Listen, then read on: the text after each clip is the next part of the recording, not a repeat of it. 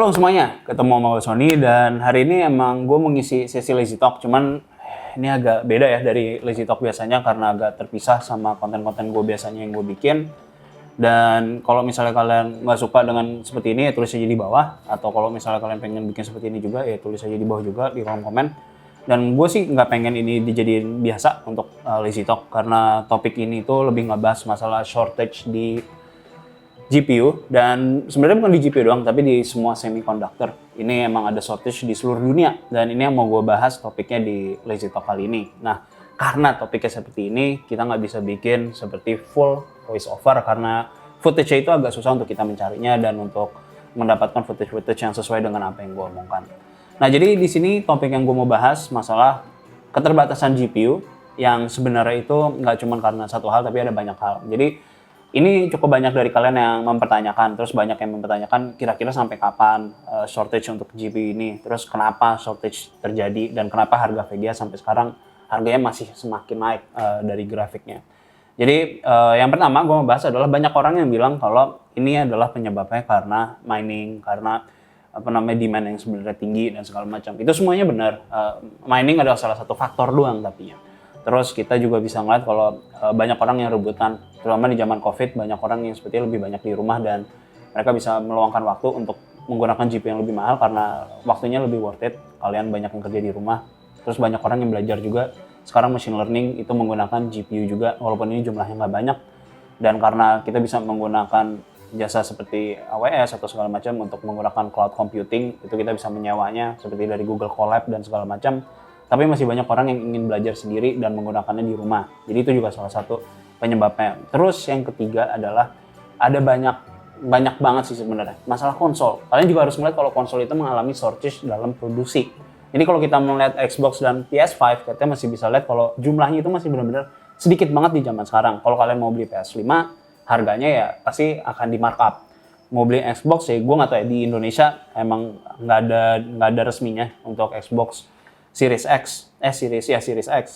Ini juga kalau di luar itu cukup mengalami shortage. Ya, jadi sebenarnya kalau kita ngeliat ini semua tuh punya satu kesamaan yang mengalami shortage. Semuanya itu memerlukan semiconductor. Nah, jadi kalau kita lihat misalnya kita bisa melihat AMD, entah itu di divisi CPU-nya atau di divisi Radeon-nya, atau kita misalnya ngeliat Nvidia, mereka emang dibilang sebagai chip makers, tapi sebenarnya mereka nggak menciptakannya sendiri. Mereka menggunakan third party. Misalnya contohnya adalah TSMC. Ini hal yang sama dilakukan oleh banyak produsen HP juga yang menggunakan jasanya TSMC untuk produksi semiconductor yang digunakan. Nah, di luar itu kita juga harus melihat bahwa ada PS5 dan ada Xbox yang sama-sama menggunakan chipsetnya AMD. AMD itu nggak memproduksi sendiri. Mereka menggunakan TSMC juga. Jadi, tumpukan itu ada banyak banget ditambah dengan demand yang tinggi juga.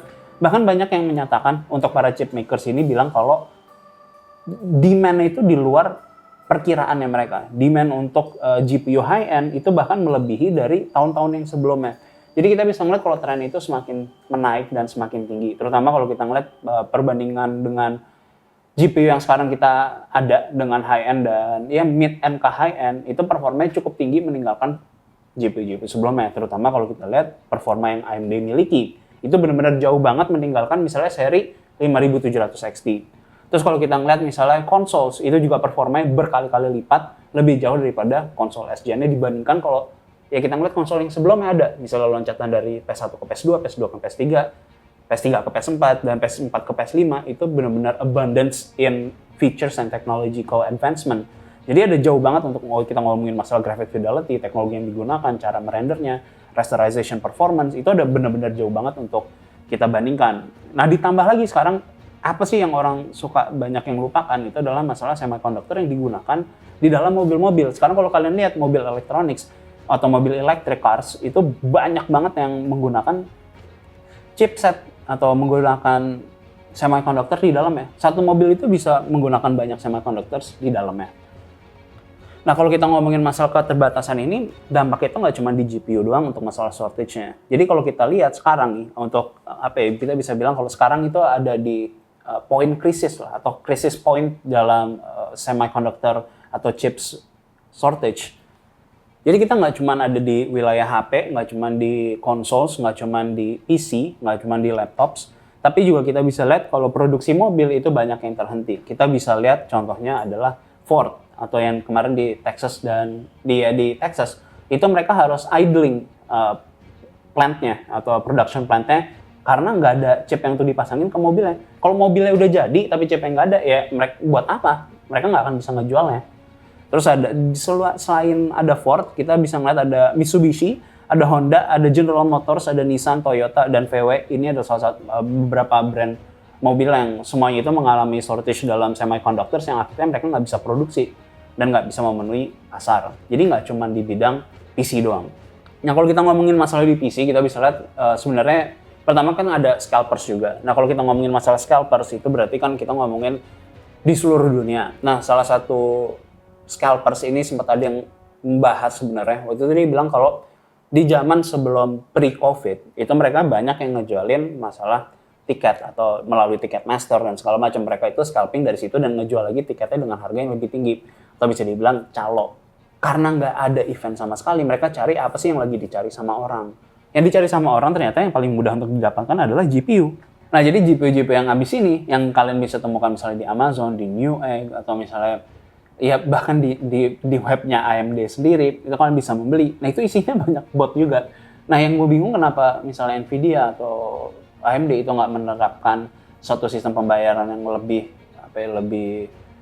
jelas atau lebih sulit untuk ditembus oleh bot. Itu gue nggak tahu alasannya kenapa. Cuman yang pasti banyak scalpers yang mengambil VGA ini dan dijual dengan harga yang lebih tinggi. Nah, yang kedua adalah masalah mining. Nah, yang paling produktif atau paling bisa menghasilkan uang untuk orang-orang yang mining itu pada saat ini adalah Ethereum. Nah, itu adalah yang di mining saat ini adalah Ethereum 1.0 atau 1.0 atau Ethereum 1 atau Ethereum doang. Nah, di atas 2020 itu akan mendapatkan update, itu adalah namanya Ethereum Serenity yang artinya Ethereum 2.0. Nah, di Ethereum 2.0 itu akan meninggalkan yang namanya Proof of Work dan akan menggantinya menjadi Proof of Stake.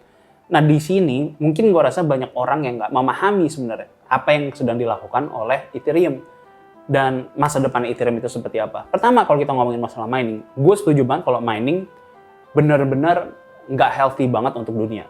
Terus kedua adalah masalah penggunaan mining rigs itu benar-benar tinggi banget dan menciptakan pollution yang tinggi juga karena penggunaan listrik itu sangat-sangat tinggi. Nah yang gue paling benci adalah kalau kita ngomongin masalah blockchain teknologi atau cryptocurrency, itu adalah pada saat semua orang itu harusnya punya chain sendiri, di mana semua orang itu terbagi, semuanya itu decentralized dan semuanya itu adil. Bukan adanya satu individu yang bisa ngegandeng semuanya secara sendiri, atau misalnya ada perusahaan atau satu rumah yang isinya VGA semua khusus untuk mining.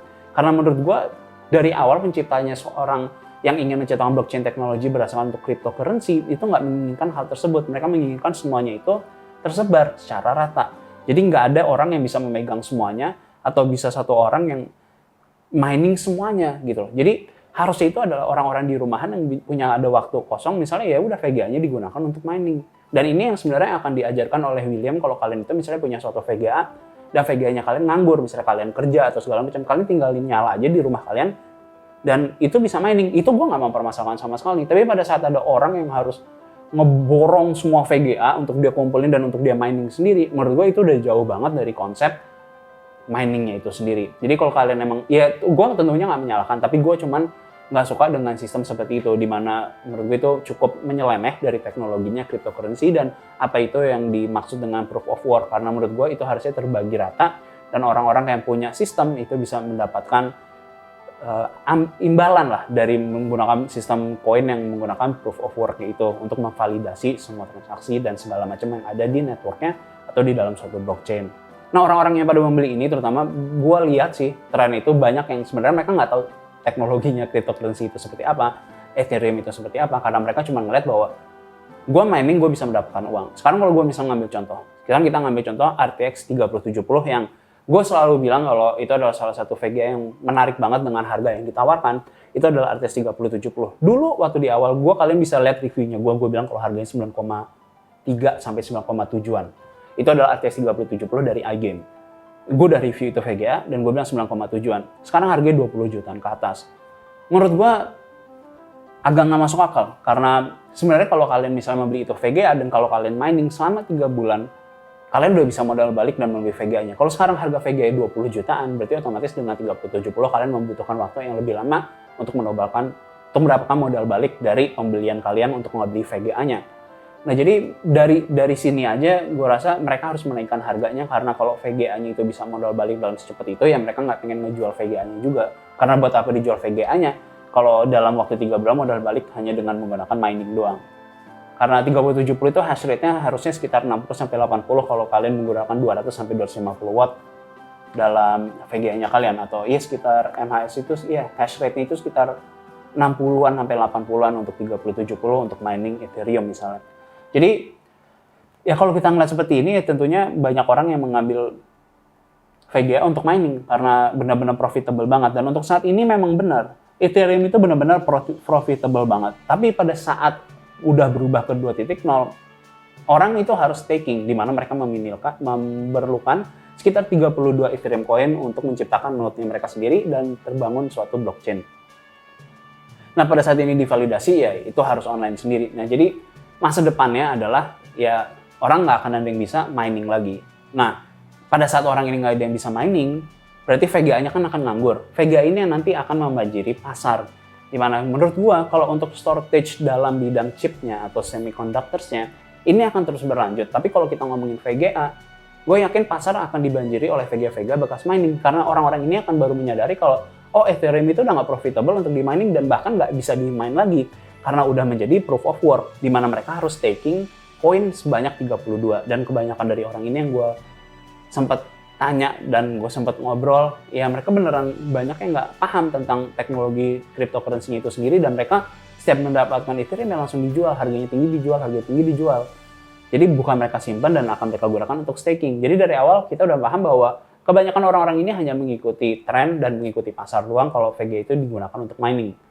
Dari situ harusnya kalian udah paham bahwa berarti mayoritas orang-orang ini akan cari nanti altcoins lain yang bisa profitable. Cuman kenyataannya ya belum ada. Kalian membutuhkan waktu tahunan, dan gue rasa orang-orang yang seperti ini nggak akan mining lagi dengan melihat teknologi, karena mereka nggak memahami teknologi cryptocurrency itu sendiri. Jadi menurut gue ini akan dibanjiri itu di tahun akhir 2020 atau pada saat 2.0 atau Serenity itu turun untuk Ethereum. Jadi kalian akan melihat pasar itu dibanjiri. Makanya gue nggak setuju dengan produsen GPU yang bilang mereka harus nge-lock VGA-nya atau mereka membuat VGA yang khusus untuk mining.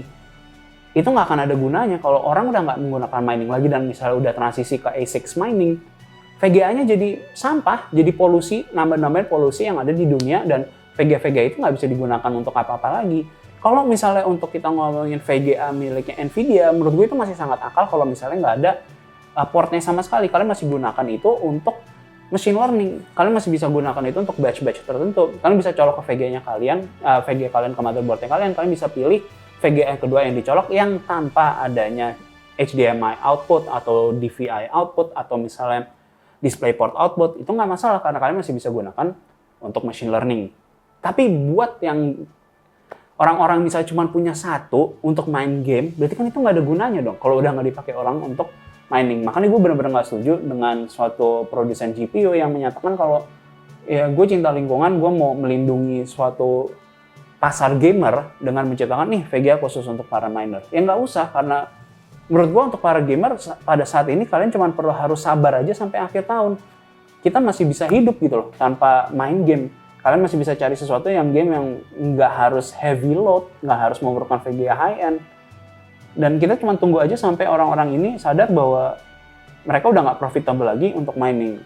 Jadi kalau buat kalian yang nanya ini chip production atau chipset shortage ini sampai kapan, menurut gua adalah sampai 2021 pun masih shortage menurut gua, karena permintaan itu benar-benar tinggi banget dan demand-nya itu sangat-sangat tinggi. Ditambah lagi sekarang mulai banyak perusahaan atau kantor yang akan terus menjalankan WFH walaupun misalnya COVID udah nggak ada atau misalnya semuanya udah normal. Jadi makin banyak orang yang kerja di rumah, akan banyak orang yang akan menggunakan device-device di rumah yang menggunakan tadi gue bilang semiconductor tadi, dan bahkan mobil-mobil pun, mobil elektronik, bahkan mobil-mobil yang baru itu akan tetap diproduksi karena permintaannya juga masih tinggi untuk bagian otomotif. Jadi semakin banyak permintaan ya produksi untuk semiconductors itu masih belum bisa mencukupi. Jadi kalau pertanyaan seperti itu, ya gue bilang shortage-nya akan masih lebih dari 2021. Tapi kalau kita ngomongin masalah VGA-nya, gue rasa sih nggak akan masalah dalam tahun depan ya. Gue rasa akan mulai dibanjiri dengan certainty 2.0 itu akan keluar dan orang-orang akan mulai banyak yang menjual. Dan gue rasa ini umurnya akan lebih baik ya, lebih baru VGA-VGA-nya dibandingkan waktu zaman 480, 580, 1060. Karena mereka waktu itu untuk mining itu dalam jangka waktu yang cukup lama. Dan untuk 3070 kali mereka dipakai mining itu paling sekitar untuk 1 tahunan. Untuk selama Ethereum ini berjalan. Karena waktu rilisnya 3000 series maupun Nvidia dan AMD yang RX 6000 series juga nggak terlalu baru. Jadi nggak terlalu lama, jadi masih bisa dibilang cukup baru. Jadi itu aja untuk Lazy Talk kali ini, dan gue harap ini bisa berguna, dan terutama buat kalian yang menanyakan kenapa adanya shortage dan segala macam, ya alasannya karena itu tadi. Jadi memang demand itu sangat-sangat tinggi, terus adanya para miner, para scalpers, dan seluruh dunia memang sangat-sangat membutuhkan semiconductors di berbagai hal, di berbagai barang, mulai dari HP, laptop, consoles, VGA, dan otomotif. Dan ada banyak hal lain yang masih digunakan dan memerlukan semiconductors. Jadi sekian dari gue, Sony, and see you guys next time.